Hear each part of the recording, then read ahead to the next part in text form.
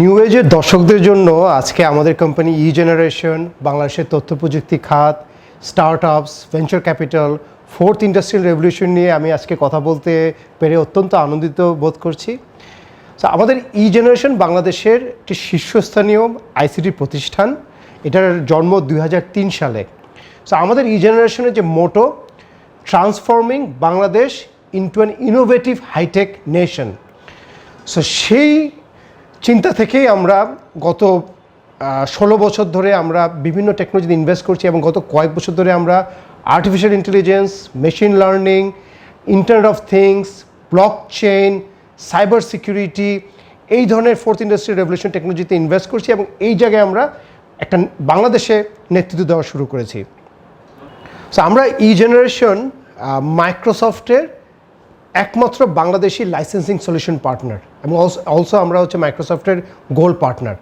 এবং যেই মাইক্রোসফট টেকনোলজিতে আমরা সার্ভিস দিচ্ছি সেইগুলো সাধারণত বিদেশি কোম্পানিগুলো দিয়ে আসতো এতদিন ধরে।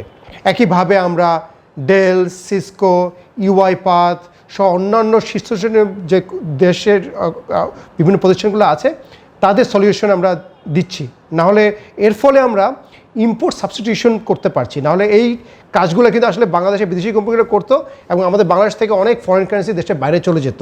দ্বিতীয়ত, বিদেশিরা যখন সেই কাজগুলো করে তখন আমাদের দেশের যে ক্যাপাসিটি বিল্ডিং সেটা হয় না এবং আমরা এনাফ এমপ্লয়মেন্ট জেনারেট করতে পারি না। তো সেই এমপ্লয়মেন্ট জেনারেশন এবং দেশের ক্যাপাসিটি বিল্ডিংয়েও জেনারেশন অত্যন্ত গুরুত্বপূর্ণ ভূমিকা রাখছে। আমাদের জেনারেশনের পারপাসটা শুধুমাত্র মেকিং প্রফিট না, আমরা বলি হচ্ছে মেকিং প্রফিট উইথ পারপাস বা টেক ফর গুড, মানে টেকনোলজি একটা ভালোর জন্য ব্যবহার করা। এবং রিসেন্টলি মর্গান স্ট্যানলি একটা সার্ভে করেছে যেখানে তারা বলছে যে গ্লোবালি যারা 35 বছরের নিচে ছেলেমেয়েরা আছে তারা শুধু এমন স্টকে ভবিষ্যতে ইনভেস্ট করবে যারা হচ্ছে এনভায়রনমেন্ট, সোশ্যাল এবং গভর্নেন্স নিয়ে তারা গুরুত্ব দেয়। সো আমরা যখন জেনারেশনের যে প্রজেক্টগুলো খুঁজি, যে আমরা একটা প্রজেক্ট কাজ করেছি, এটা বলছে ফার্টিলাইজার রিকমেন্ডেশন সফটওয়্যার। সো আমরা এই সফটওয়্যারের মাধ্যমে যে কোনো কৃষক সে তার জমিতে কী পরিমাণ সার দেবে, জমিটা কোথায় আছে এবং কি ফসল সে ফলানোর প্ল্যান করছে সেটা দিয়ে ডেটাবেস দিয়ে এই হিসাবগুলো করে সে কতটুকু সার দিতে হবে এবং কী সার দিতে হবে সফটওয়্যার তাকে বলে দিচ্ছে, যার ফলে প্রায় 1,65,00,000 কৃষক বেনিফিটেড হয়েছে এবং তাদের মধ্যে অনেকের প্রোডাক্টিভিটি প্রায় 100% বেড়ে গিয়েছে। একইভাবে আমরা মাইক্রো ফাইন্যান্স ইনস্টিটিউটগুলোর অটোমেশনের কাজ করেছি, যার ফলে তারা মানে পোভার্টি এলিভেশন উইথ টেকনোলজি, তারা আরও সহজভাবে তাদের বড়োয়ারদেরকে মনিটর করতে পারছে, ইন্টারেস্ট রেট কমিয়ে নিয়ে আসতে পারছে। আমরা রিসেন্টলি হসপিটাল ম্যানেজমেন্ট সলিউশন তৈরি করেছি বর্ডার গার্ড বাংলাদেশের, যার ফলে বর্ডার গার্ড বাংলাদেশের প্রায় 50,000 সদস্য উপকৃত হবে এবং আমাদের যে স্বাস্থ্য খাতে যে সমস্যাগুলো আছে সেগুলো সমাধানের জন্য আমরা কাজ করছি। যে আপনি একটা হসপিটালে গেলেন কিন্তু আপনার কোনো ব্যাকগ্রাউন্ড তারা জানে না, আপনার আগের টেস্টের কোনো রেজাল্ট নাই, আপনার ব্লাড গ্রুপ তারা জানে না, আমরা এগুলোকে সেন্ট্রালি নিয়ে আসার চেষ্টা করছি যাতে একটা মানুষ যখন একটা হসপিটালে যায় শুরু থেকে শেষ পর্যন্ত সে প্রপার চিকিৎসা পায়। সো একইভাবে এই প্যান্ডেমিকের সময় আমরা দেখলাম যে অনেক মানুষজন তারা যেহেতু কোর্টগুলো বন্ধ ছিল তারা জামিন নিতে পারছে না এবং অনেক নিরীহ মানুষ, ইনোসেন্ট মানুষ তারা কিন্তু হাজতে আটকে আছে। সো তখন ICT division, supreme court, law ministry এবং এটু একটা ইনিশিয়েটিভ নিতে যখন ছিল তখন আমরা ঝাঁপিয়ে পড়লাম। আমাদের টিম প্যান্ডেমিকের মধ্যে 1 সপ্তাহের মধ্যে তারা রিমোট ওয়ার্কিং টুল দিয়ে ভার্চুয়াল কোর্টে ইমপ্লিমেন্ট করে দিল এবং এর ফলে এই প্যান্ডেমিকের সময় প্রায় 1,20,000 মানুষ তারা জামিন নিতে পেরেছে। ভবিষ্যতে তরুণ প্রজন্ম শুধুমাত্র ওই ধরনের কোম্পানিতে ইনভেস্ট করবে যারা ইম্প্যাক্টে ফোকাস করছে, যারা সমাজকে নিয়ে চিন্তা করে, তাদের এনভায়রনমেন্ট নিয়ে চিন্তা করে এবং গভর্নেন্সের চিন্তা করে। জেনারেশনের আইপিওতে আসার প্রধান কারণ হচ্ছে যে আমাদের যে সাকসেস বা সফলতা সেটা আমরা ক্ষুদ্র বিনিয়োগকারীদের সাথে শেয়ার করতে চাই এবং একই সাথে যে ইম্প্যাক্ট রাখাটা যে ইম্পর্টেন্ট সেটা আমরা সবার মধ্যে ছড়িয়ে দিতে চাই। আমরা বলতে চাই শুধুমাত্র আপনারা ফাইন্যান্সিয়াল অ্যাকাউন্টস দেখবেন না, আপনারা ইম্প্যাক্ট ওয়েটেড অ্যাকাউন্টস যাতে দেখা হয় এবং এইটার আমরা একটা অ্যাওয়ারনেস তৈরি করতে চাই। একই সাথে আমরা জেনারেশন একটি গ্লোবাল কোম্পানি হিসেবে বাংলাদেশ থেকে বিশ্বের বুকে মাথা তুলে দাঁড়াতে চাই এবং আমরা মনে করি আমরা যখন একটা পাবলিকলি লিস্টেড কোম্পানি হব, তখন আমাদের বিদেশি ক্লায়েন্টরা, আমাদের বিদেশি ইনভেস্টাররা তারা অনেক বেশি কনফিডেন্স পাবে এবং তারা ই জেনারেশন এবং বাংলাদেশের অন্যান্য আইটি কোম্পানিতে আরও বেশি বেশি করে ইনভেস্টমেন্ট করার জন্য তারা এগিয়ে আসবে।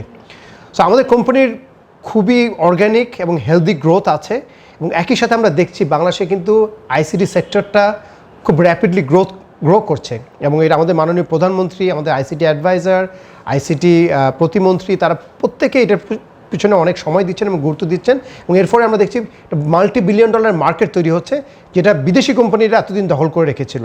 সো ই জেনারেশন এই ইনভেস্টমেন্টের ফলে এই বড় মার্কেটের একটি বড় অংশ ই জেনারেশন পাবে এবং সেখান থেকে আমরা আশা করি আমাদের শেয়ার হোল্ডারদেরকে আমরা হ্যান্ডসাম ডিভিডেন্ড দিতে পারবো এবং আমাদের এই সাকসেসটা শেয়ারের মাধ্যমে বাংলাদেশকে আমরা একটা গ্লোবাল আইটি ডেস্টিনেশন হিসেবে প্রতিষ্ঠিত করতে পারবো। গত 12 বছরে বাংলাদেশ আইসিটি সেক্টরে অনেক দূরে গিয়েছে। বিশেষ করে সারা বাংলাদেশের যে ফাইবার অপটিক ব্যাকবোন হয়েছে, মোবাইল টেলিকম অপারেটররা সবাইকে রিচ করতে পেরেছে, মোবাইল ফাইন্যান্সিয়াল সার্ভিসে একটা বিপ্লব হয়ে গিয়েছে, অনেক পলিসি তৈরি হয়েছে এবং ইনফ্রাস্ট্রাকচারগুলো একটা রাইট প্লেসে এসেছে। যেসব জায়গায় আসলে ডেভেলপমেন্ট একটু কম হয়েছে তার মধ্যে রয়েছে ই গভর্নেন্স। এখনও আমরা সরকারি অফিসে গেলে দেখতে পাবো যে অনেকে ফাইল নিয়ে কাজ করছে। এডুকেশন সেক্টরটাও আমরা আসলে যেভাবে উন্নত হওয়া দরকার ছিল, আমাদের পার্শ্ববর্তী দেশ ভারত, শ্রীলঙ্কা যেরকম তারা ইংরেজি ভাষায় দক্ষতা সহ ম্যাথ, সায়েন্স এগুলোতে তারা স্টেমে যেভাবে এগিয়ে গিয়েছে সেভাবে আমরা এগোতে পারি নাই। এবং আমরা দেখছি অনেক আমাদের যে ডেটা, সেন্সিটিভ ডেটা, সেটা জাতীয় রাজস্ব বোর্ডে হোক, আমাদের ন্যাশনাল আইডি হোক, এগুলো কিন্তু বিদেশি কোম্পানিদের হাতে চলে যাচ্ছে। তারা টেন্ডারে কাজটি নিয়ে কোনো মতে বুঝিয়ে দিয়ে বা বুঝিয়ে না দিয়ে আমাদের ডেটাগুলো নিয়ে তারা দেশের বাইরে চলে যাচ্ছে এবং আমাদের দেশের ক্যাপাসিটি বিল্ডিংটা সেই কারণে হচ্ছে না। সো আমাদের মনে হয় যে আমাদের এই পলিসিটা দরকার, যাতে আমাদের কোম্পানিগুলো একটা লেভেল প্লেইং ফিল্ড পায় এবং আমাদের কোম্পানিগুলো যাতে নিজের দেশে কাজগুলো তারা নিজেরাই করতে পারে এবং সক্ষমতা তৈরি করতে পারে।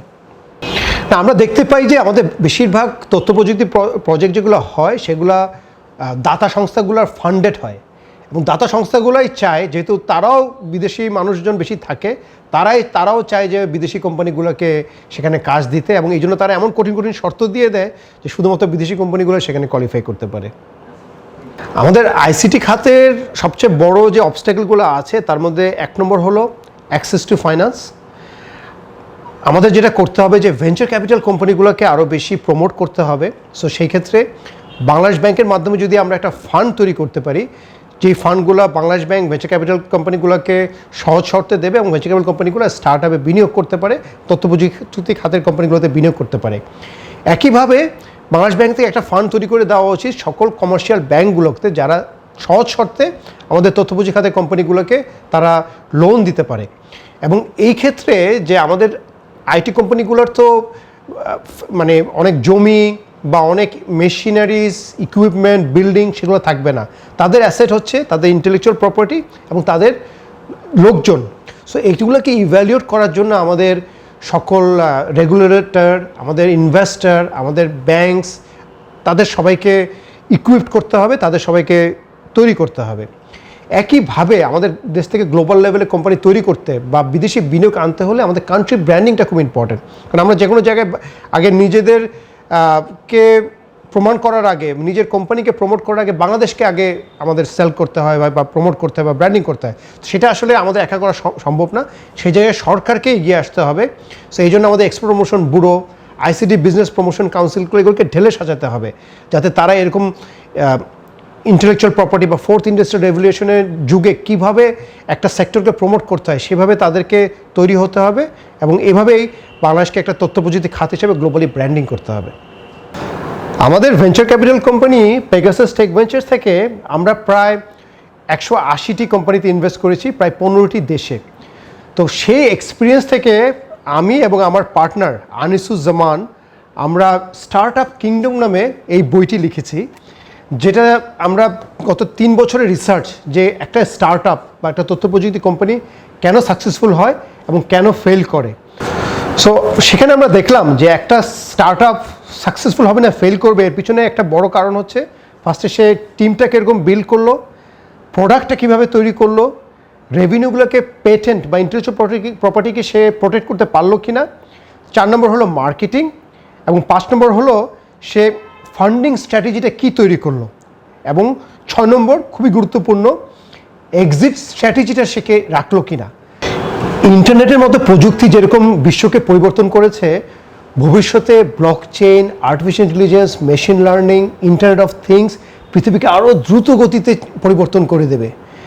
তো সেই জায়গায় ইউএসএ, চায়না যে পরিমাণ বিনিয়োগ করছে বা যেভাবে এগিয়ে যাচ্ছে, বাংলাদেশকে কিন্তু সেই গতিতে এগুতে হবে যদি ভবিষ্যতে আমরাও একটা সুপার পাওয়ার হতে চাই। এবং একইভাবে এই 4th ইন্ডাস্ট্রিয়াল রেভলিউশন কিন্তু আমাদের যে আমরা যে একটা ম্যানুফ্যাকচারিং হাব হিসেবে বিশ্বের মধ্যে আছি, সেটাকেও ডিসরাপ্ট করতে পারে যদি আমরা নিজেদেরকে আপস্কিল না করি, রিস্কিল না করি। এবং যদি আমরা আপস্কিল বা রিস্কিল না করি, তাহলে আমাদের গার্মেন্টস সেক্টর সহ অন্যান্য ম্যানুফ্যাকচারিং সেক্টর কিন্তু অনেক বেশি ক্ষতিগ্রস্ত হবে।